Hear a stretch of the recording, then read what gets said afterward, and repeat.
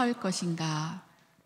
기도하겠습니다. 하나님, 여전히 성경 안에 계신 하나님께서 우리의 인생을 주관하시는 하나님이십니다. 다니엘서를 통하여서 우리의 삶에 또 하나님의 통치와 평강이 임할 줄 믿습니다. 하나님, 세상에서 받은 고된 스트레스와 또 두려움과 근심과 염려들 예배 가운데 모두 끊어지게 하시고 두려움의 멍에가 끊어지게 하시고 주님의 자녀로 존귀하게 되어지는 시간으로 기름 부어 주시옵소서. 예수님의 이름으로 기도합니다. 아멘. 네, 오늘 다니엘서 강의 이제 세 번째 시간입니다. 다니엘서 강의를 이제 풀어가면서 우리가 봐야 되는 중요한 관점은 이 마지막 때의 바벨론 시대, 그냥 바벨론이 아니고요, 계시록에 나오는 마지막 때에 이제는 주님 오실 날이 멀지 않았기 때문에 그 바벨론 시대를 살아가고 있는 하나님의 사람은 어떤 사람인가? 여러분, 교회를 하나님을 믿는 사람과 믿지 않는 사람의 가장 큰 차이점이 뭘까요? 네, 그 마음에 하나님의 통치와 통치의 열매인 평강이 있습니다. 할렐루야. 야, 저 사람은 돈이 저렇게 없는데 어떻게 평강할 수 있지? 저 사람은 가진 게 많은 것 같은데 늘 불안해. 왜 그렇지? 재물의 차이가 아니죠. 오히려 성경에 보면 많은 것을 가진 사람일수록 그것을 어떻게 할지 몰라서 근심한다고 나와요. 그러나 정말 하나님께 붙들려 있고 하나님의 부르심 안에 살아가는 자들은 그 생명을 누리고 평강을 누리는 줄 믿습니다. 그래서 그 자신의 그 하나님의 나라라고 이름을 받았던 이스라엘이 이제는 무너졌어요. 그리고 다니엘을 후원해 줄 만한 부모님도 없어요. 그런 상황 속에 정말 모든 것을 잃어버린 다니엘. 그 다니엘이 어떻게 하나님의 사람으로 이 바벨론의 시대를 또 그 이후에 메데와 바사, 페르시아까지 갈 수 있었는지를 우리에게 보여주고 있는 것이 다니엘입니다. 그래서 여러분, 이런 질문을 가지시면 좋겠어요. 그 신앙적으로 이기는 자는 어떤 사람인지 다니엘서를 읽어가면서, 또 하나님의 나라는 누구를 통해서 확장되어져 가는지, 그리고 또 한 가지는 자녀를 두신 부모라면 우리의 자녀들을 어떻게 키우는 것이 하나님의 방법인가? 주일학교 교사들에게도 의미가 있는 시간인 줄 믿습니다. 그래서 여러분, 1장은 이제 시작이지만 가장 중요한 원리가요, 1장에 다 들어있어서 1장을 우리가 급하게 가면 안 돼요. 한 절 한 절 이제 씹어 먹어야 됩니다. 여러분, 1장이 왜 이게 서론이 아니냐면요, 1장 21절 말씀 마지막 절 한번 띄워주세요. 시작. 다니엘은 고레스 왕 원년까지 있으니라. 네, 다니엘서 1장에서 뭐라고 하냐면 1장의 어떤 에피소드를 기록하고 나서 마지막까지 다니엘은 있었더라, 이렇게 이야기해요. 그것은 뭐냐면 1장에 일어난 어떤 이 일들로 인해서 일어난 변화가 다니엘을 마지막까지 지탱하게 해주었다라는 겁니다. 그래서 1장은요, 서론이기도 하지만 전체를 아우르는 굉장히 중요한 메시지가 1장에 다 들어있습니다. 여러분, 1장에 보면 이제 그래서 우리가 다니엘은 어떻게 그 포로에서, 물론 이제 귀족 포로지만 포로에서 왕의 총리의 자리까지 오를 수 있었나? 우리가 1장을 알고 있지만 모른다라고 생각을 하고 만약에 1장을 기록하라고 한다면 여러분, 어떻게 기록하시겠습니까? 당연히 우리는 이제 그런 메시지가 있겠죠. 그 멸망한 남유다에서 고통받는 엄마 아빠를 생각하면서 막 하루에 막 4시간씩 자면서 막 사전을 씹어 먹어요. 막. 여러분, 옛날에 그 홍정옥 씨라고 7막7장 읽어본 적 있으세요? 거기에 보면은 미국 유학 스토리가 나오는데 하루에 사전을 10장씩 외우면서 씹어 먹어서 한 권을 다 먹었어. 소화불량이 오고 그래가지고 근데 이제 부작용으로 영어를 잘하게 됐어요. 그 스토리를 보면 정말 마치 어떤 하나의 장면에서도 영어 수고를 떠올리면서 막 이렇게 행동하는 모습을 보게 돼요. 우리가 다니엘이 바벨론에서 뭔가 높은 자리에 올랐다고 하니까요, 어떤 걸 기대하냐면 다니엘의 성공 스토리를 기대해요. 그래서 막 엄마 아빠를 생각하면서 막 찬물로 샤워하면서 잠을 깨우고, 그래서 막 바벨론 국립대학교를 수석으로 졸업하고 바로 이제 행시를 봐가지고 1급 공무원이 돼서 마지막에 하나님께 영광을 돌렸더라. 이런 메시지와 전혀 상관없는 메시지가 이제 1장에 나옵니다. 그래서 하나님의 사람은 세상의 방식과는 다르게 키워져 간다는 것을 우리에게 다니엘이 도전하고 있어요. 할렐루야. 그래서 한 절씩 살펴보면서 한번 보겠습니다. 3절 말씀 시작. 왕이 환관장 아스부나스에게 말하여 이스라엘 자손 중에서 왕족과 귀족 몇 사람. 여기 보면 왕이 누구에게 명령을 내리죠? 환관장입니다. 환관장은 쉽게 말하면 내시들의 리더예요. 내시들의 리더에게 명령합니다. 무엇을 명령했냐? 유대인에 있는 귀족의 자녀들을 데리고 올 것을 명령하죠. 즉 다니엘과 그의 친구들을 관리했던 리더가 누구냐면 내시의 리더라는 겁니다. 여러분 지난주에 다들 우울하셨죠? 예배 시간 내내 마음이 먹먹하고 야 이거 다니엘의 삶이 이렇구나 그런 생각이 드셨을 텐데 실제로 다니엘의 그 마지막의 어려움 중에 하나가 이제 거세를 당했을 것이다 라고 했는데요. 제가 결정적인 단서를 말씀을 안 드렸어요. 이사야서 39장 한번 볼까요? 39장에 보면 히스기야가 병들었다가 이제 나았죠. 기도해서 주님이 더 생명을 연장시켜 주셨는데 거기에 대해서 히스기야가 기고만장해집니다. 그래서 바벨론이 왔을 때 자신의 그 모든 왕궁과 창고를 다 열어서 보여주고요. 그것을 본 이사야 선지자가 즉각적으로 히스기야를 책망해요. 그때 나오는 예언의 내용이 이 말씀입니다. 같이 6절 7절 보겠습니다. 시작. 보라 날이 이르리니 내 집에 있는 모든 소유와 내 조상들이 오늘까지 쌓아둔 것이 모두 바벨론으로 옮김가 되고 남을 것이 없으리라. 여호와의 말이니라. 또 내게서 태어날 자손 중에서 몇이 사로잡혀 바벨론 왕궁의 환관이 되리라 하셨나이다 하니. 이미 성경에 다 예언이 되어 있었던 내용입니다. 이것이 바로 다니엘과 그 세대 가운데 그대로 이제 성취가 된 거죠. 여러분, 그 다니엘 한 사람에게 일어난 이 내용들은 사실은 개인에게 슬픔이기도 하지만 더 이상 믿음의 세대가 자신을 통해서 나올 수 없다라는 완벽한 절망이라고 말씀을 드렸어요. 그래서 이제부터 바벨론이 하는 일은 뭐냐?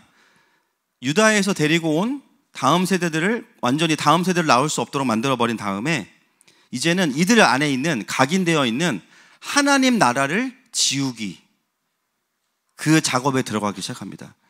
그래서 오늘 그 바벨론을 통해서 받는 모든 교육과 이 모든 것들을 그 영적인 하나님 나라의 관점에서 우리가 함께 살펴볼 필요가 있습니다.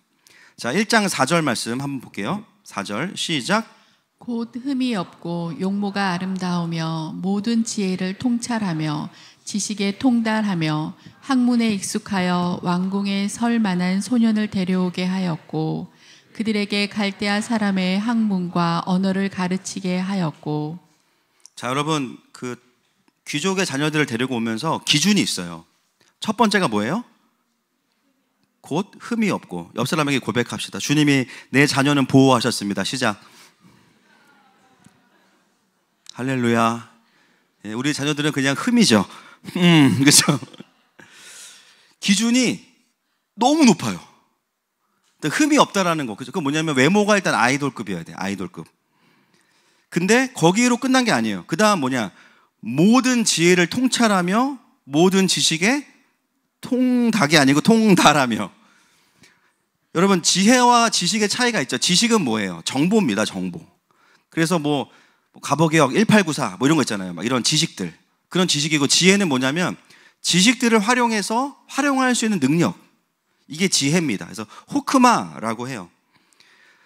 그래서 결론은 뭐냐면 또 학문에 익숙하다는 건 뭐냐면 새로운 것을 잘 공부해서 받아들일 수 있는 학습력을 의미합니다. 그래서 여러분 종합하면 이 남유다의 귀족의 자녀라고 다 되는 것이 아니라 외모가 아이돌이어야 되고요. 머리는 스티븐 호킹 박사야 돼. 할렐루야. 우리 자녀들은 안전합니다. 제가 킹덤 스쿨을 하지 말아야 될 이유를 바벨론이 원하지 않을 수 있겠다. 그러나 바벨론이 데려가지 않기 때문에 우리가 키워야 된다. 그래서 킹덤 스쿨은 해야 된다. 그래서 여러분 이 아이들이 어떤 아이들이냐면 이해력과 독서력과 독해력과 암기력과 응용력과 표현력이 뛰어난 아이돌이어야 된다는 거예요. 예수님 뽑힌다 안 뽑힌다 여기 1순위로 탈락된다. 시골에서 자라고 보니까 흠 너무 많아. 지금 지나가요. 그렇죠? 예수님도 안 되는 거예요. 여러분, 근데 중요한 건 뭐냐면 다니엘이 부모님을 잘 만나서 좋은 DNA를 받은 것도 있을 거예요. 그러나 다니엘서 1장에서 다니엘은 자기를 소개하는 거잖아요. 17절에 이 말씀을 다시 한번 강조하면서 이렇게 표현을 바꿉니다. 같이 한번 읽어볼까요? 시작. 하나님이 이 네 소년에게 학문을 주시고 모든 서적을 깨닫게 하시고 지혜를 주셨으니 다니엘은 또 모든 환상과 꿈을 깨달아 알더라. 자, 이 지혜와 지식을 누가 주셨다 그래요? 하나님이 주셨다는 거예요. 하나님이 주셨고 뒤에 다니엘은 또 모든 환상과 꿈을 깨달아 알다. 이거는 제가 17절을 풀 때 그때 말씀을 드리겠습니다. 즉 다니엘이 말하는 이 다니엘과 이 친구들의 그 스마트함은 사실은 개인의 뛰어남도 있을 거예요. 그러나 이것이 어디로부터 온 거냐? 하나님으로부터 왔다는 거예요. 하나님이 주셨다는 거예요. 그것은 뭐냐? 하나님 중심의 세계관, 하나님을 경외하는 세계관으로부터 그들에게 하나님께서 풀어주셨다는 겁니다. 아멘이십니까? 근데 바벨론에서 봤을 때는 그냥 머리가 좋은 아이들이고 뛰어난 아이들로 보인다는 거죠. 그래서 오늘 우리가 이 본문을 가지고 좀 깊이 돌아봐야 될 게 뭐냐면 바벨론, 세상에서 말하는 인재상이 무엇이고 하나님께서 보시는 인재상이 무엇인지를 살펴볼 필요가 있는 것이죠. 여러분, 이 바벨론의 인재상을 보면 한마디로 말하면 괜찮은 가능성 있는 사람들을 뽑아서 더 위대한 사람을 만드는 겁니다. 이게 바벨론에 가지고 있었던 인재상이죠. 그런데 바벨론만이 아니라 이 세상 자체가 바벨론이잖아요. 이 세상이 가지고 있는 인재상 자체가 이렇다라는 거예요. 여러분, 우리가 먼저 돌아봐야 될 것은 뭐냐면 나 스스로를 향한 나를 어떤 삶으로 나를 세워갈 것인지에 대한, 우리 청년들 마찬가지입니다. 취업도 해야 되고 결혼도 해야 되고 앞으로 20대의 삶을 어떻게 하나님께 우리가 세워가야 되는지에 대한 고민을 하면서 가장 중요한 게 뭐냐면 내가 하나님 앞에 어떤 사람이 될 것이냐라는 거예요. 어떤 리더십으로 세워질 것이냐라는 것이에요. 그리고 부모님들은 자녀들을 어떤 자녀들로 정말 하나님 나라의 그 왕의 자녀들로 킹메이커로 어떻게 내가 어떤 관점을 가지고 키워갈 것인가 라는 것이죠. 여러분, 잠언 9장 10절 말씀을 같이 한번 읽어보겠습니다. 시작. 여호와를 경외하는 것이 지혜의 근본이요 거룩한 자를 아는 것이 명철이니라. 아멘. 여러분, 세상의 지혜와 하나님, 이 세상을 창조하신 창조주가 말하는 지혜는 근본이 달라요. 세상은 많은 것을 알고 빨리 외워야 지혜롭다고 하지만 이 세상을 창조한 하나님께서 뭐라고 말씀하시냐면 그 창조주를 경외하는 것이 지혜의 근본이다. 거룩하신 자를 아는 것이 명철이다. 이렇게 말씀하십니다. 하나님을 알 때 하나님께서 만드신 세상을 알 수 있고 하나님을 알 때 하나님께서 만드신 나를 알 수 있는 것입니다. 그렇다면 정말 내가 가고 있는 나의 삶의 길이, 또 내가 아이들을 양육하는 이 양육의 방식이 얼마나 바벨론과 다른지를 돌아볼 필요가 있겠죠. 때로 우리가 어떤 경우에는 하나님의 백성이고 이 자녀들이 하나님의 자녀들이라고 고백하지만 가끔은 우리가 어떨 때가 있냐면요, 바벨론의 인재상을 놓지 못할 때가 있어요. 그래서 제가 말씀드리지만 말은 기독교 교육인데 내용을 보면 바벨론 시스템인 거예요. 말은 하나님의 영광인데 내용을 보면 바벨론의 인재상을 가지고 키우고 있는 거예요. 결국은 교회 다니는 뛰어난 아이를 만들겠다라는 것이죠. 뭐 홈스쿨링이냐, 대안학교냐, 공교육이냐, 이거보다 더 중요한 게 뭐냐면 아이들을 키워가고 있는 부모가 가지고 있는 인재상이 정말 비블리컬 아니야, 성경적이냐 이겁니다. 제가 말씀드렸어요, 여러분. 사고방식이 성경적이지 않은데 홈스쿨링 하면 애들이 도망갈 데가 없어요. 그냥 학원을 24시간 다니는 거예요. 힘든 얘기도 할 수 없고 부모님에게. 부모님은 교장 선생님이 돼버리니까. 또 대안학교라고 하면서 신앙을 가장한 엘리트주의로 가는 경우도 많이 있죠. 물론 여러분, 제가 보니까 다 잘못되고 틀렸다는 말이 절대 아닙니다. 제가 보니까요, 이 필요를 인식을 했기 때문에 그런 대안학교를 할 수 있는 용기가 있었고 그런 믿음의 선택을 할 수 있었던 거예요. 중요한 건 뭐냐면 그게 정확히 뭔지 알고 시작을 해야 되는데 충분히 그것들이 이제 분별되지 않거나 또 바벨론의 가치가 섞여 있기 때문에 이제 양갈래를 동시에 가려고 하니까 어려워지는 거죠. 여러분, 중요한 건 뭐냐면요, 부모 또는 청년들은 자기의 인생을 하나님 앞에 세워가면서 정확한 하나님 나라의 인재상이 없다면 나 스스로를 또는 우리의 자녀들을 바벨론 포로로 만들 수 있다는 겁니다. 이게 정말 무서운 것 같아요. 근데 거기에 어떤 명분이 붙냐면 바벨론이 아니고요, 간판은 하나님의 영광이에요. 그러면서 우리가 어떻게 해요? 우리는 세상과 다른 교육을 하고 있어. 내용을 보면 이름만 다르지 내용 다 똑같아요. 결국 아이들을 우리가 어떻게든 잡아 돌려서 오늘 본문에 보면 어떤 왕 앞에 설 것인가 하거든요. 오늘 5절 말씀에 보면요, 이 바벨론 교육의 목표는 뭐냐면 느부갓네살, 바벨론, 세상의 왕 앞에 설 만한 아이를 만드는 게 목표예요. 여러분, 안타깝지만 이 바벨론의 내용과 구조를 가지고는 다니엘이 나올 수가 없는 겁니다. 오히려 어떻게 돼요? 바벨론 포로가 되고 하나님의 나라가 지워지는 아이를 만들 수밖에 없어요. 여러분, 이게 얼마나 위기입니까? 안 그래도 우리 애가 날 닮아가지고 큰일인데 거기에 바벨론 교육까지 시킨다. 이것은 너무너무 안타까운 일이에요.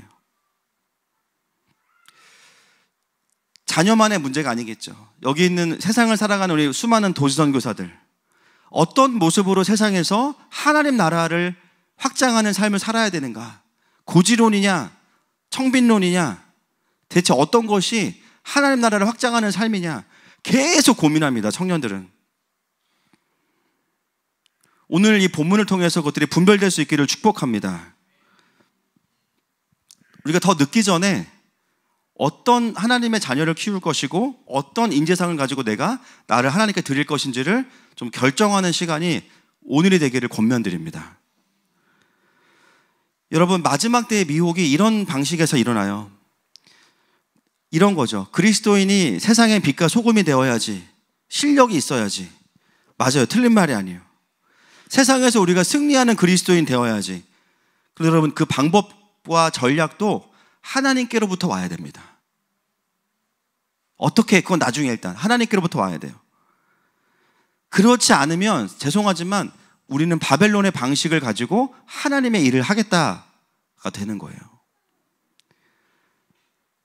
여러분, 아이들이 다 그런 건 아니지만 막 믿음의 유산이 막 쌓여있는 가문에서 막 어렸을 때부터 막 종교의 자유가 없고 태어나는 순간 절밥을 먹어볼 기회가 없고 학교도 내가 선택할 수 없고 그냥 다니게 되는 구조 안에서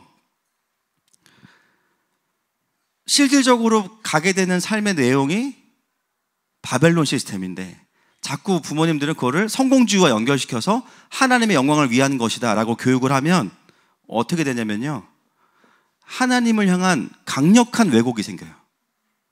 하나님은 내 인생의 대안학교의 교장인데 이분은 굉장히 엄한 분이야. 신앙도 좋아야 되고 공부도 잘해야 돼. 안 그러면은 이 학교에서 잘려. 하나님에 대한 왜곡이 생겨요. 강남 8학군 교장 선생님 같다고 느끼는 거예요. 결국 그 눌러놨던 게 언제 터지냐? 성인 되면 터질 때가 있어요.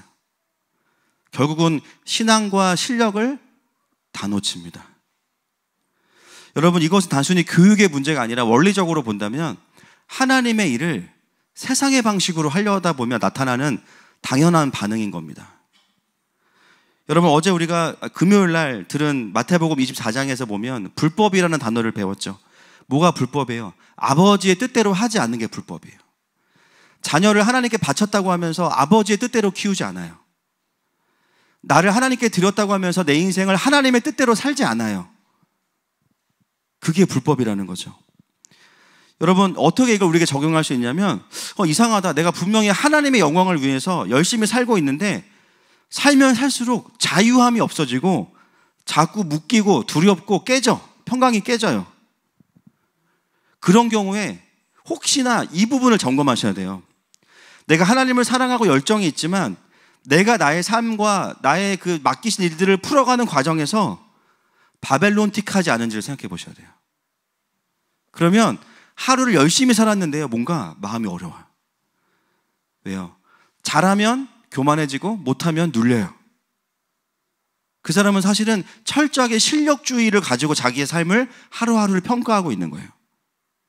그래서 우리가 교회를 다닌다고 해서 늘 다 기쁜 게 아니죠. 왜냐하면 내 속에 들어와 있는 바벨론의 그 사고방식과 세계관들이 나를 움직여가고 있고 나도 모르게 그 안에서 나도 경쟁하고 있기 때문입니다. 그래서 하나님의 부르심과 하나님의 일을 하면서 세상의 방법으로 접근하고 있는지를 돌아보셔야 돼요. 그래서 많은 크리스찬 리더들과 교사들과 또 부모님들이 고민이 뭐냐면, 그렇다고 해서 우리 아이들을 세상에 안 내보내고 교회에서만 키울 수는 없지 않냐, 그죠? 애들을 정말 교회만 하는 교회 오빠, 교회 언니로만 살게 할 수는 없지 않냐.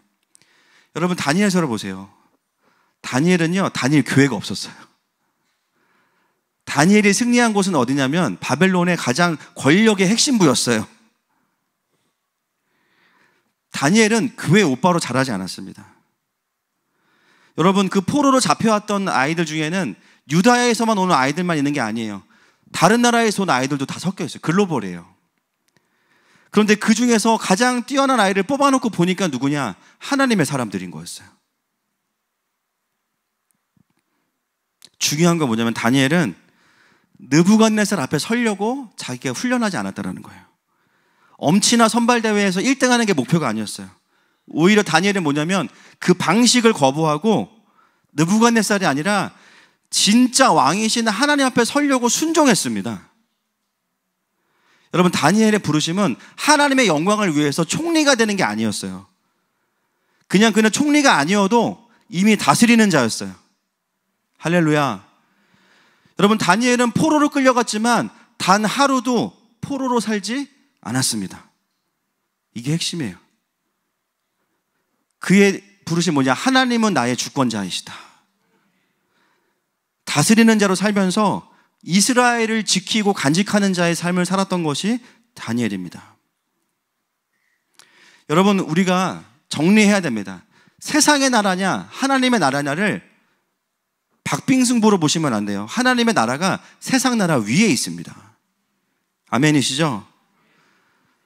분명한 것은 뭐냐면 우리가 강력한 하나님의 나라의 본질을 붙잡을 때 우리 각자의 삶과 우리의 자녀들에게 진정한 의미의 성공과 성취가 주어질 것입니다. 그러려면 어떻게 되냐면요, 하나님 앞에 설 만한 자로 키워야 된다는 거예요. 하나님의 방법대로. 그러려면 내 안에 들어와 있는 바벨론의 사고방식들이 무너져야 됩니다. 그래서 다니엘이 그렇게 하나님께 반응하면서 계속 전진하기 시작했을 때 어떻게 되냐면요, 세상이 감당할 수 없는 사람이 된 거예요. 세상이 감당할 수 없는. 목사님, 만약에 세상이 우리를 몰라주면 어떡하죠? 어쩌라고? 어쩔 수 없죠. 본인들이 루저지 뭐. 어떻게? 우리가 세상에 인정받는 게 목표가 아니잖아요. 이 생명을 아는 사람들은 따라올 것이고 생명을 모르는 사람들은 멸망인 거예요. 그냥 바벨론 멸망. 그래서 우리가 마치 도시 속의 그리스도인이 하나님께도 인정받고 세상에도 인정받는 것으로 생각을 하는 순간 어떤 오류에 빠지기 쉽냐면요, 여기서 인정받기 위해서 에너지를 너무 많이 쓰게 되는 거예요. 그렇지 않다는 거예요. 여러분, 교회라는 단어의 뜻이요, 에클레시아인데 뭐냐면 세상 밖으로 부름받은 자들의 모임이라는 겁니다. 여러분, 교회는요, 세상 속에 있는 게 맞아요. 그러나 세상과 동화되기 위해 있는 게 아닙니다. 세상을 구원하기 위해 있는 것입니다. 그들을 부르기 위해 있는 것입니다. 그래서 우리의 존재와 자녀들의 모습은 다니엘과 같아야 돼요. 우리의 모습은 우리의 길을 가는데 이 모습을 보고 그들이 흠모하고 부러워하고 좋아하고 갈망하게 돼야 되는 거예요. 너희들도 이 생명을 원해? 그러면 이쪽으로 와. 이거예요. 우리 애들이 밖에 나가서 세상에서 높아져서 영광 돌리는 방식은 죄송하지만 바벨론 시스템으로 가는 되게 중요한 통로를 내주게 되는 거죠. 그래서 우리가 세상에서 인정을 못 받아서 막 안달이 날 필요가 없다라는 거예요. 그럼 뭐냐면 우리 아이들의 진학 문제, 우리 아이들의 어떤 문제, 또는 여기 청년들, 뭐 군대 가는 분들, 여러 뭐 결혼 다 우리가 왜 조급하냐면 세상의 스케줄 타임라인과 맞지 않는다고 생각하니까 조급한 거거든요. 이미 뭐예요? 어느 정도는 바벨론의 타임라인과 우리의 삶을 동기화시켜 놓은 거예요. 여러분, 그것을 분리하시길 축복합니다. 나를 향한 하나님의 시간표를 따라가다 보면 어느 순간 하나님께서 우리를 세우십니다. 그리고 그 영광을 보고 오는 자들과 함께 가게 하시는 거예요. 그래서 조급할 필요가 없는 것이죠. 여러분, 오늘 이 자리가 그 방향을 확인하고 돌이키는 자리가 되기를 축복합니다. 자, 5절 말씀 같이 읽겠습니다. 시작. 또 왕이 지정하여 그들에게 왕의 음식과 그가 마시는 포도주에서 날마다 쓸 것을 주어 3년을 기르게 하였으니 그 후에 그들은 왕 앞에 서게 될 것이더라. 여러분, 이런 포로 보셨습니까? 예, 그들에게 나오는 음식이 학교 급식이 아니고요. 무슨 음식이 나오냐면 왕의 음식이 나옵니다. 할렐루야. 그리고 마시는 포도주에서 날마다 쓸 것을 주어서, 나중에 다니엘이 이 음식을 거절하는 이유는 여러 가지 이유가 있지만 사실은 율법에 금한 음식들이 대부분이어서 그런 겁니다. 네. 여러분, 이때 그 다니엘의 나이가 왜 15살이냐면요 3년 후에 왕 앞에 서게 될 것이다 라고 나오죠. 바벨론의 인재 등용 정책을 제가 찾아보니까 18살에 시험을 봐요, 왕한테. 그러니까 3년 남은 거면 지금 몇 살이에요? 15살인 거죠. 그 3년 동안 이제 날마다 왕의 음식이니 뭐예요? 왕의 음식을 만드는 주방에서 나오는 음식을 먹는 거예요. 주방에 가면 모든 요리사가 흑백 유니폼을 입고 있고, 또 메인 셰프가 누구예요? 안성재 셰프예요. 맛을 보면서, 물론 그분도 이제 하여튼 그래서 혀로 음식을 다 확인해서 이거는 간이 안 맞는다 그러면 사형, 간이 맞는다 그러면 생존 드리겠습니다, 이렇게 하는 거예요. 이제 이미 여러분 지금 동공지진, 그런 포로면 나라도 막 이러면 그래서 깊게 안 보겠습니다, 여기를. 이 포로가 막 가둬놓고서 너네 이제 바벨론을 섬겨야 돼, 그게 아니라니까요. 어쩌면 남유다에서도 한 번도 경험해보지 못한 엄청난 축복이라면 축복이에요. 하루 세 끼를 정말 그렇게 왕의 음식을 같이 먹으면서 마치 이들은 무슨 사관학교에 들어온 것처럼 대우받으면서 매달 막 용돈 150만 원씩 나오고, 막 모든 학비 무료에다가 최고의 교수들을 데려다가 공부를 시켜요. 지금 분위기가 약간 괜찮다 이런 분위기인데 그런 뉘앙스 아닙니다. 여러분, 사실은 이 15살의 다니엘이면요 엄청난 성장기거든요. 저는 이 성장기를 지금 보고 있어요, 집에서. 놀랍습니다. 밥을 먹었어요. 먹었거든요. 집에 왔는데 갑자기 배고프대. 시리얼을 먹더니 시리얼을 많이 부었대. 시리얼을 우유를 더 부어. 우유를 많이 부었네. 시리얼을 더 부어. 우유를 더 붓고. 제가 물어보고 하는 거 예화 그냥 하는 거 아닙니다. 여러분, 시험 들지 마세요. 제가 물어봤어요. 이게 되냐? 된다. 주님 영광을 위해서. 그리고 이제 시리얼 먹고 이렇게 뭐 유튜브나 뭐 이렇게 러닝맨 보다가 라면 먹는 거 보잖아요. 라면을 또 먹어요. 그리고 그 다음 끼니를 먹습니다. 저희 교회는 큰 공룡, 작은 공룡 2마리를 키우고 있어요. 아니, 15살의 그 사춘기 성장기 아이들을 데려다 놓고 정말 남유다에서 먹어보지 못한 그 아주 진귀한 안성재 셰프가 그냥 감독하는 거를 날마다 주는데 그걸 거절한다. 쉬운 일이 아니에요. 심지어 율법을 어겨도 누구도 뭐라고 할 사람이 아무도 없어요. 오히려 먹으면 먹을수록 그걸 좋아할 만한 환관장이 있고, 오히려 국가 점수에 더 반영이 되겠죠. 야, 얘는 남유다 출신인데 율법을 완전히 안 지켜. 그냥 돼지고기를 너무 좋아해, 막 너무 사랑해. 바벨론의 인재로 A+. 이게 다 체크가 되는 거거든요. 결국 이 음식을 거절한다는 것은 뭐냐면 절제의 문제가 아니에요. 정체성의 문제인 거죠. 하나님의 백성됨을 내가 계속해서 지킬 것이냐의 문제예요. 근데 아무도 보는 이가 없고요. 오직 하나님만 보고 계시는 거예요. 그러면서 기본적으로 생활을 그렇게 아주 풍성하게 해주죠. 그러면서 이제 최고의 교수들을 데려다가 수업을 시킵니다. 제가 바벨론 아카데미에 대해서 좀 공부를 해봤는데, 본문에 보니까 갈대아 사람의 학문과 언어를 가르치는데요. 이 학문들이 뭐가 있냐면, 제가 그냥 큼직큼직하게 좀 보여드릴게요. 첫 번째, 바벨론의 언어와 문학이 있습니다.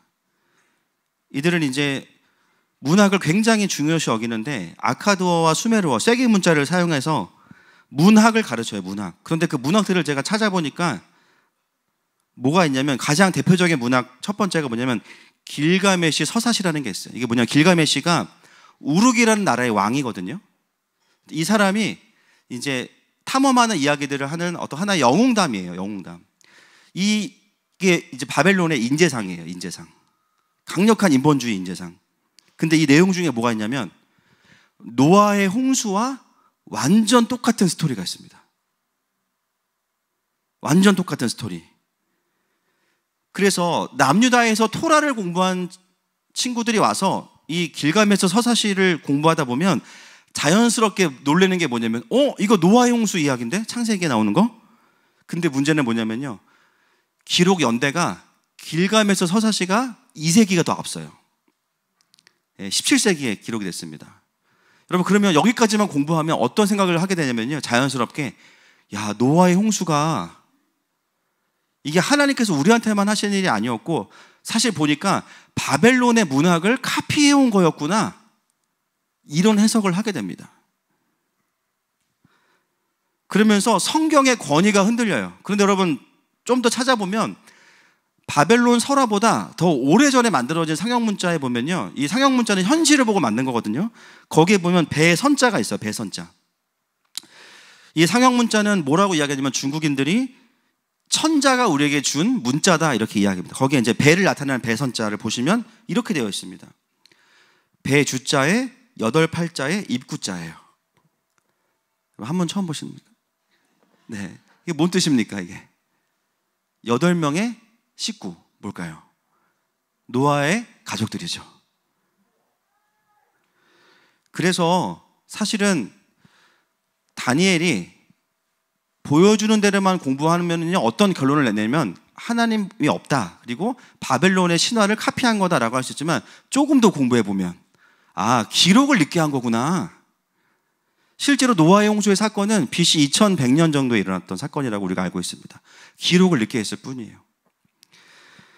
여러분, 단순히 이 다니엘과 이 친구들이 수업을 들으면서 그냥 졸업한 게 아니고요, 그들은 매 수업 시간마다 어떤 싸움을 해야 되냐면 끊임없이 하나님이 없다라고 말하거나 끊임없이 다른 더 강한 신이 있다고 말하는 메시지와 싸워야 되는 게 수업 시간의 영적인 전쟁이었어요. 만약에 다니엘이 이런 학문들을 공부하면서 자연스럽게 토라의 권위를 인정하지 않게 되거나 여호와 하나님의 유일신 사상을 포기했다면 다니엘은 3년 뒤에 다니엘서를 기록할 수 없었겠죠.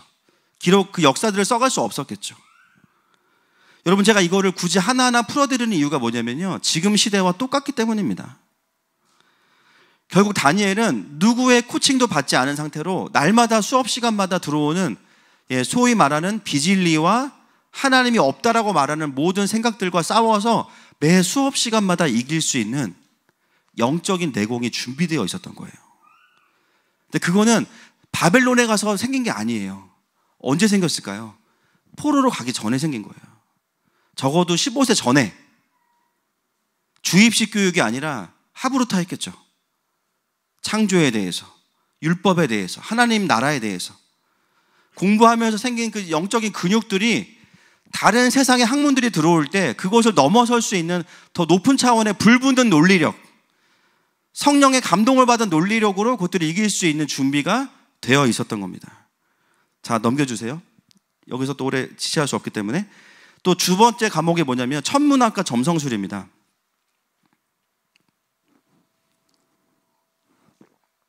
바벨론은 별과 행성의 움직임을 연구하고 이를 바탕으로 예언을 가르쳐요.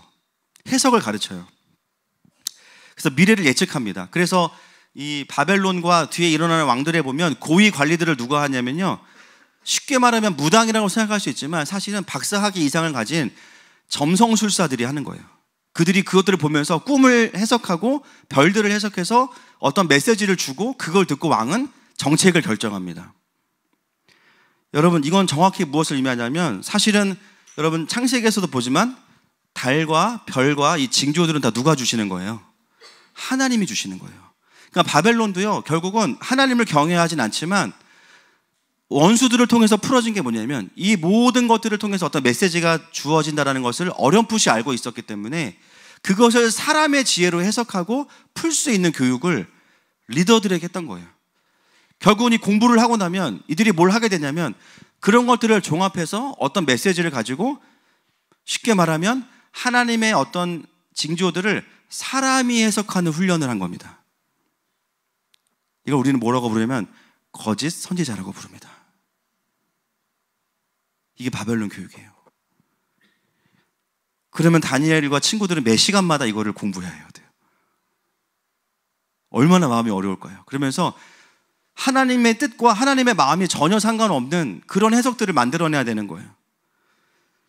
여러분, 다니엘이 17절과 아까 처음에 이제 등장할 때 흠이 없고 4절 차이가 하나가 뭐냐면 그가 꿈과 환상을 깨달아 알더라. 이게 추가되거든요. 그 은사, 저는 은사라고 보는데 그 길이 언제 열렸을까? 저는 이때라고 믿습니다. 학교 가면 너무 답답해. 하나님 돌아와서 저 뜻을 가르쳐 주세요. 저 진짜 뜻을 알게 해주세요. 하나님, 저들이 하나님의 징조를 자기 마음대로 해석하지 못하도록 저에게 가르쳐 주세요. 그 시간들을 통해서 그 길들이 열리고 정말 선지적인 기름이 부어졌겠죠. 그러면서 혼자 해석해보고 혼자 하나님의 마음을 구해보는 시간들이 그의 인생에 있었던 거예요. 그걸 이기고 돌파한 겁니다. 여러분, 하나님의 백성들이 어떤 문제를 하나 이기고 돌파하잖아요. 그러면은 그 승리에 해당하는 기름 부으심이 쌓여갑니다. 할렐루야. 그래서 예수의 이름에 능력이 있지만 그 승리의 경험이 많은 사람들이 다른 이유가 뭐냐면요, 똑같이 사역했는데 능력이 다르게 나가는 이유는 다른 거 없어요. 더 많이 승리하고 그 하나님의 승리의 기름 부으심 있는 분들이 있기 때문입니다. 결국 다니엘은 그 3년의 시간 동안 어떻게 보내냐면 더 하나님과 친밀해지고 하나님을 통해서 그동안 배웠던 말씀들이 바벨론의 학문과 충돌하고 전쟁하면서 거기서 계속 승리하고 계속 이겼던 거예요. 자, 그 다음이 수학과 과학입니다. 바벨론은 60진법을 기반으로 한 수학 체계를 발전시켰습니다. 이걸 통해서 측량하고 건축과 천문학에 활용했는데, 여러분, 우리가 금요일날 선교사님도 말씀하셨지만 수학과 과학의 끝으로 가면 뭐가 있다고 그랬어요? 복음이라 그랬죠. 그러나 바벨론은 그런 의도로 가르친 게 아니죠. 이 세상을 너희들이 정확하게 컨트롤할 수 있어. 그러려면 수학과 과학이 필요해. 이 관점에서 수학과 과학을 가르친 거예요. 우리 유수들 잘 들어야 돼. 그래서 여러분, 수학과 과학이 나쁘다는 게 아니고요, 그 모티베이션, 동기와 방향에 문제가 있다는 거예요. 지난번에 저희 킹덤 스쿨 그 입학 설명회 때 그 이정민 선생님께서 그 얘기를 해주셨어요. 여러분, 피보나치 수열이라고 배워보셨어요? 피보나치 수열. 오늘 영접하시길 축복합니다. 그래서 그게 있는데 그게 뭐냐면 앞에 두 개를 더해서 그 다음 세 번째 항을 만들고 그 다음 두 개를 더해서 그 다음 항을 만드는 건데, 이 피보나치 수열이 어디에 쓰여져 있나 보니까 여러분, 이게 뭐냐면요, 솔방울이에요. 솔방울들이 피보나치 수열로 이렇게 배열되어 있는데 그 이유가 뭐냐면 골고루 광합성을 할 수 있도록, 태양을 받을 수 있도록 만들어져 있도록 저렇게 규칙이 되어 있는 게 피보나치 수열이라는 거예요. 찾아봤어요. 꿀벌들이 번식할 때 피보나치 수열, 토끼들이 번식할 때 피보나치 수열. 호주인가 어딘가에 토끼를 한 쌍인가를 풀어놨는데요, 1년 만에 뭐 몇억 마리가 됐다 그랬나? 그래서 막 토끼 천국이 됐다 그랬어요. 제가 모르겠는데 그만큼. 근데 그거를 조사해 보니까 피보나치 수열 번식하는, 하느님과 함께도 피보나치 수열 부흥할지어다. 그래서 수학과 과학을, 하나님을 경외하는 사람들이 알면은 하나님의 창조 세계를 발견하고 경외하게 돼요. 그러나 바벨론에서 가르쳤던 수학과 과학은 철저하게 인본주의겠죠. 바벨론이 바벨탑과 영적으로 연결된 거 아시죠? 철저하게 인본주의로서 너가 인생을 컨트롤할 수 있어. 너희가 이 정확한 수학과 과학만이 진리야. 지금으로 따지면 뭐예요? 계몽주의, 이성주의죠. 우리가 이성적이지도 않으면서 그거를 배운 겁니다. 자, 넘어가겠습니다. 자, 종교와 신학입니다. 반드시 종교와 신학을 가르치면서 그들이 믿고 있었던 많은 우상들을 다 가르쳐요. 종교적 관습, 의식, 제사규범, 여기서도 점술과 꿈, 해몽을 가르칩니다. 완전히 킹덤을 카피한 유사 킹덤을 만들어 놓은 거죠. 그리고 나면 배우는 게 뭐냐면 이제는 이제 공무원 될 사람들이니까요. 바벨론의 행정을 배워요. 그들의 관료제와 법률 체계를 기반으로 하면서 전 세계를 바벨론을 중심으로 통치할 수 있는 세계관을 만드는데 여러분 이게 왜 문제가 되냐면요. 성경은 이스라엘 중심이에요. 동의하십니까? 성경은 왜 이스라엘 중심이에요? 예수님 중심이에요. 지금까지 남유다의 모든 다음 세대들은 다 킹덤 중심으로 이스라엘 중심으로 세계를 파악했는데 바벨론에 오니까 뭘 중심으로 배우냐면 바벨론을 중심으로 세상을 파악하게 돼요. 여러분 지금 이 세상을 보세요. 누가 이스라엘 중심으로 세상을 봅니까?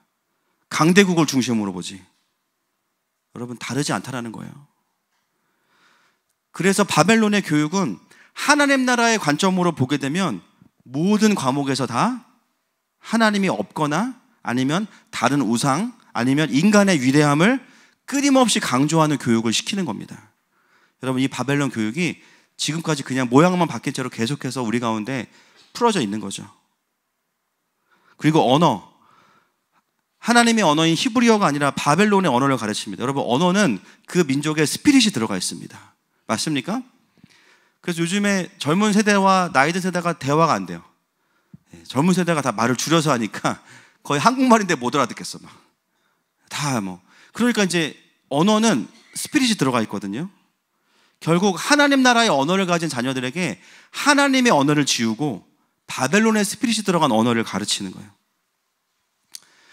여러분 이렇게 3년을 배우고 나면 이스라엘이 회복된다는 생각 자체를 안 하게 될 겁니다. 그리고 이 바벨론의 교육은 뭐냐면 바벨론은 영원할 거라는 어떤 진보적인 사상을 가지고 있어요. 계속 우리는 정반합을 통해서 점점 더 강력해질 거야. 그러니까 너희가 여기에 줄 서야 돼. 하나님 나라를 그냥 지워. 그래서 그 교육의 목표가 뭐냐면 다니엘서 1장 6절과 7절인 겁니다. 같이 읽겠습니다. 시작. 그들 가운데는 유다 자손 곧 다니엘과 하나냐와 미사엘과 아사랴가 있었더니 환관장이 그들의 이름을 고쳐 다니엘은 벨드사살이라 하고 하나냐는 사드락이라 하고 미사엘은 메삭이라 하고 아사랴는 아벳느고라 하였더라. 자, 이 뜻을 한번 띄워주세요. 다니엘의 원래 뜻은 하나님이 심판자이시다라는 건데 벨드사살로 바뀌면서 벨의 관리가 됐죠. 벨은 우상의 이름입니다. 하나냐, 여호와는 은혜로우시다. 이게 원래 이름의 뜻인데 이름을 바꿨어요. 바꾸면서 뭐가 됐어요? 뜻이? 왕의 서기관. 미사엘은 누가 하나님과 같은가? 신앙 고백이거든요. 그런데 그 이름을 뭘로 바꿔요? 왕의 손. 이 왕은 느부갓네살, 열국의 강대국의 왕을 말하는 겁니다. 아사랴, 여호와께서 도우셨다. 이름을 어떻게 바꿨어요? 느고의 종. 아벳느고 느고의 종이에요. 느고는 우상의 이름입니다. 결국 이 모든 교육의 본질은 뭐냐면 이름을 바꾸는 건데, 이름을 바꾼다는 것은 뭐냐면 정체성을 바꾸는 거죠. 이게 철저하게 바벨론 안에 흐르고 있는 영성이고 인본주의 영성이고 창세기 10장 이후로 나오는 니무롯으로부터 세워졌던 바벨탑으로부터 흘러왔던 하나님을 대적하는 안티 킹덤의 흐름이 바벨탑이고 바벨론인 거죠. 그게 어디까지 흘러가요? 계시록까지 흘러가는 겁니다.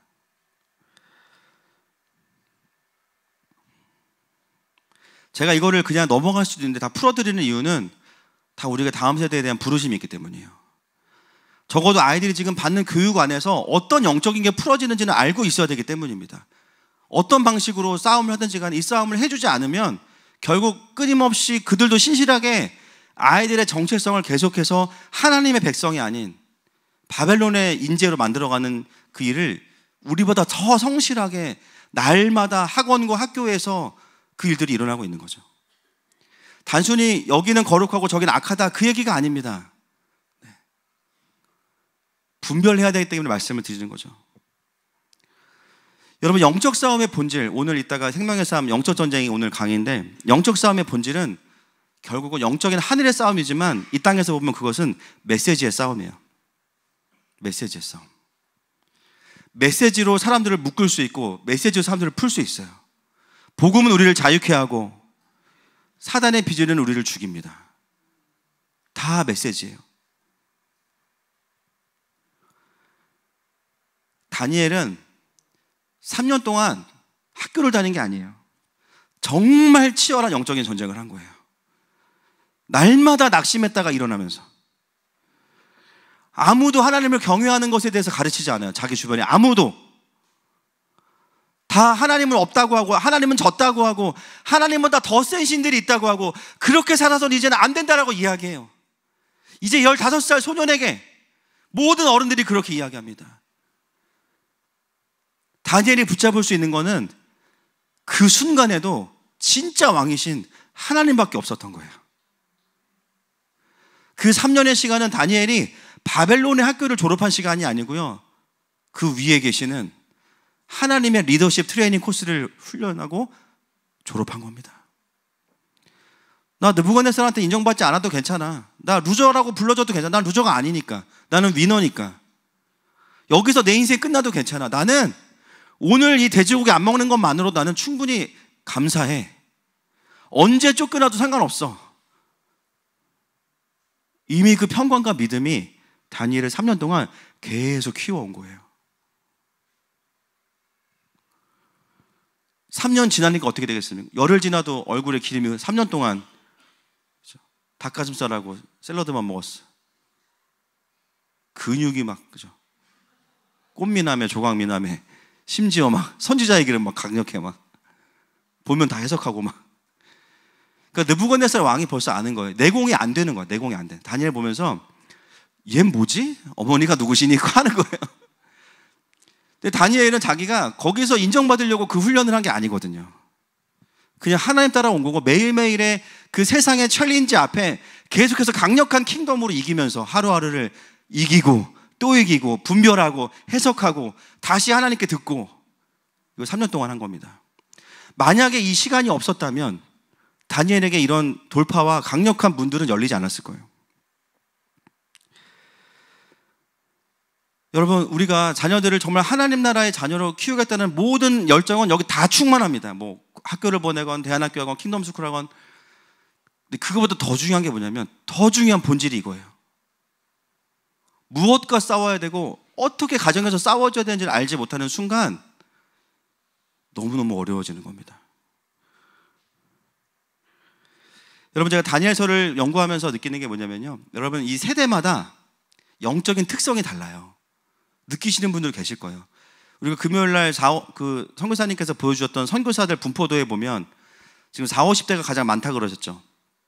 그러면서 20대가 적다고 하셨는데, 그거는 사실은 여러 가지 좀 참고할 부분이, 왜냐하면 여러분 20살 때 여러분들의 상태와 지금 여러분의 상태를 비교해 보세요. 그죠? 그러니까 인원수에 비례하는 부분도 있지만 사실은 나이가 들면서 다시 하나님을 만나고 성장해서 파송되는 경우도 많아서 사실은 그 구조 자체는 나쁜 구조는 아닙니다.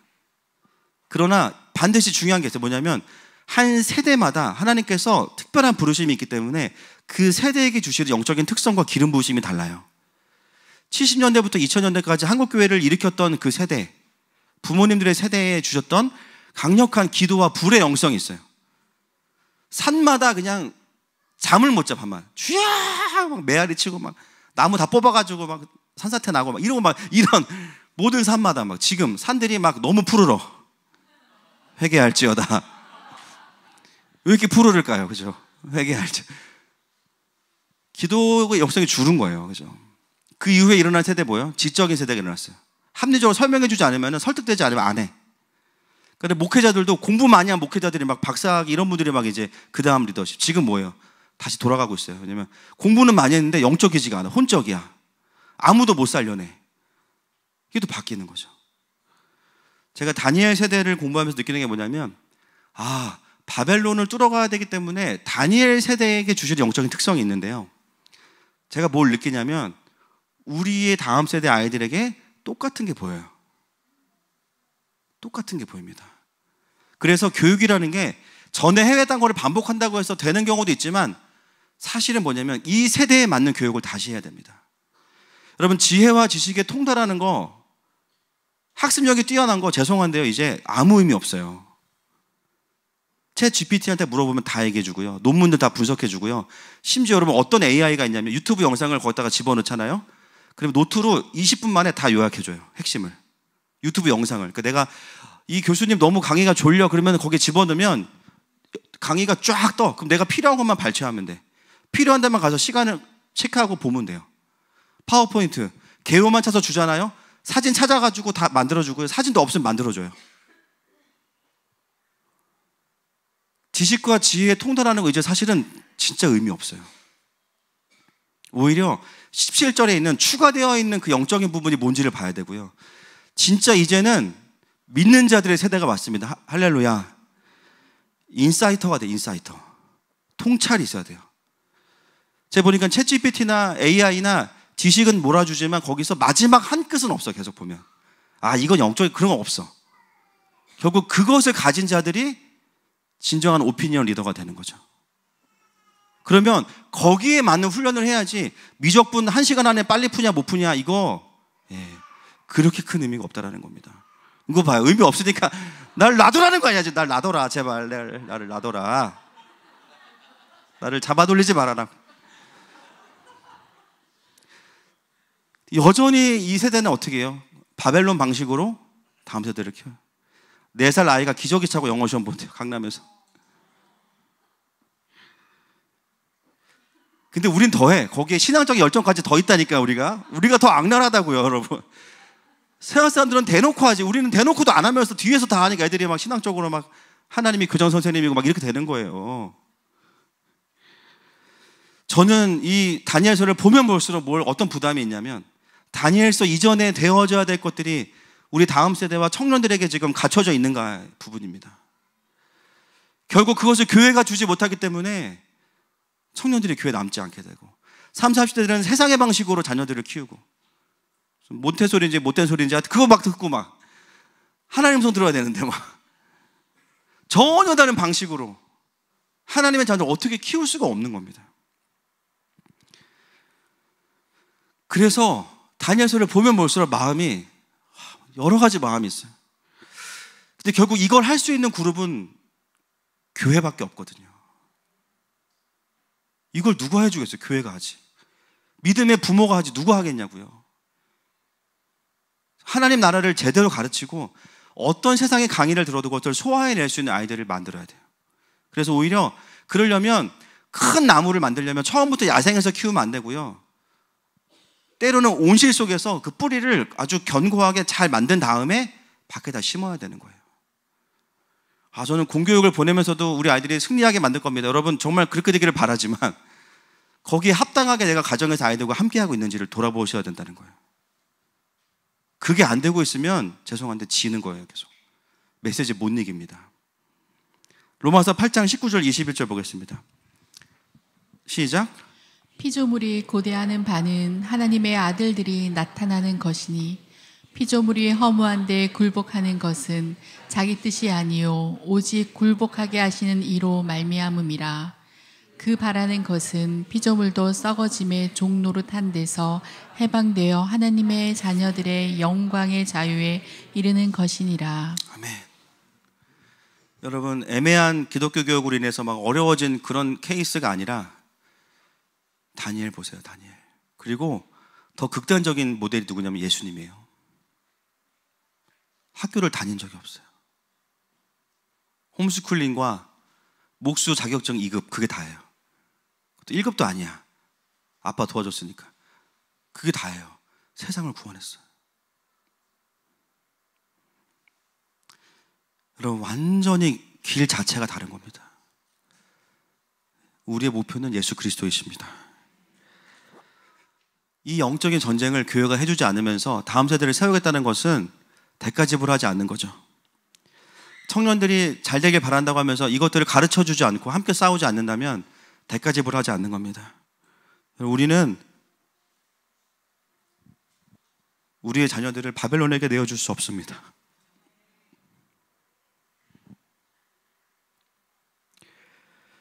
또한 우리도 이 학문이 아니어도 수많은 매체와 미디어들이 끊임없이 우리들에게 이 도전을 해와요. 날마다. 네 실력으로 승부해. 너의 어떠함으로 승부해. 인간의 이성이 제일이야. 하나님으로 안 되는 것도 있어. 여러분 그 전쟁에서 내가 이기고 있지 않다면 묶여 있을 거예요. 눌려 있을 거예요. 실력을 아무리 키워보세요. 이길 수 있나? 안 되는 겁니다. 지금은 시즌 자체가 바뀌었습니다. 여러분, 오늘 저도 마찬가지예요. 교회를 세워가면서 이전의 방식으로 교회를 세워갈 것이냐, 아니면 진짜 하나님의 뜻과 전략으로만 갈 것이냐. 오늘 우리 모두가 다 결단해야 됩니다. 나는 어떤 왕 앞에 설 것이냐. 하늘마음교회 유명해질 필요 없습니다. 아멘이십니까? 무조건 커질 필요 없습니다. 그거 보고 오신 분들 아무도 안 계실 거예요. 하나님 앞에 서는 겁니다. 우리도 우리의 자녀도. 그게 성공인 거죠. 여러분, 모든 세상에 대한 답은 예수 그리스도이십니다. 이 시간 함께 먼저 그 주님을 좀 경배했으면 좋겠어요. 경배할 때 우리의 마음에 정말 내 인생을 드리고 나를 평가하실 수 있는 유일한 분, 그 하나님 앞에 우리가 함께 섰으면 좋겠습니다.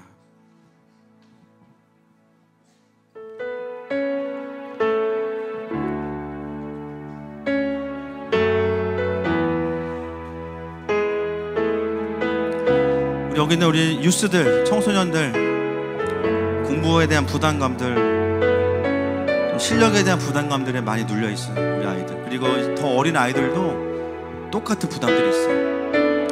여러분, 우리가 공부를 잘한다고 죄송한데 성공하는 거 아닙니다. 하나님 앞에 서야 됩니다. 내가 돈이 많다고 행복한 거 아니에요. 영원한 천국에 대한 소망이 있을 때 행복한 거예요. 하나님, 우리가 이 시간에 그 영원하신 왕 앞에 우리 모든 세대가 엎드립니다. 하나님이 고백을 받으시고 우리 각 사람을 그렇게 인도하여 주옵소서. 우리 함께 고백